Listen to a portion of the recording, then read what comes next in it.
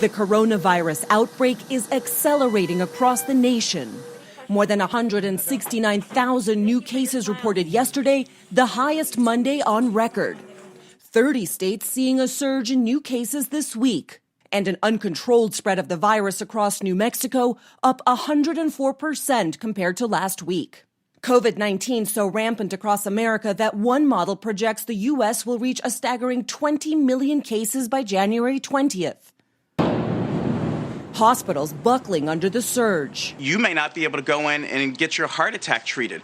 Right. I've heard hospitals not being able to provide care for pregnant women because they're filled with COVID beds. So that's the reality. From coast to coast, 14 consecutive days of record-breaking hospitalizations. In California, surging by 77% over the last 2 weeks.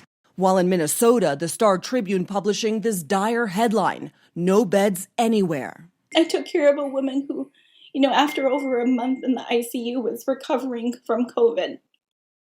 And that should be a win. But we were trying to call her family every day to give them an update, and we couldn't get a hold of anyone.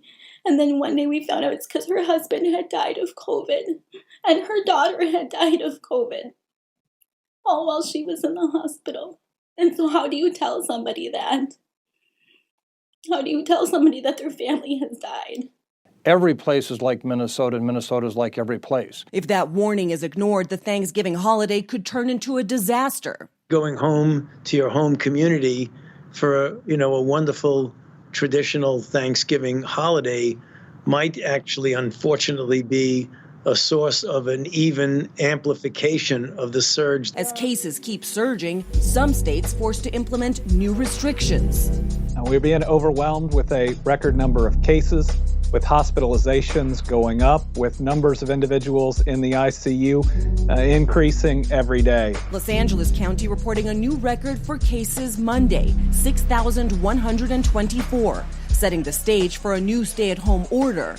Nashville Public Schools returning to all virtual classrooms after Thanksgiving. There should be no community in this nation where the bars are open but the elementary schools are closed.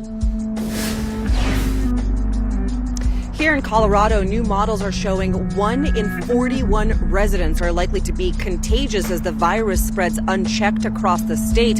This, as the CDC director just moments ago announcing that most of the coronavirus spread across the U.S. is coming from small gatherings and people who are not exhibiting symptoms.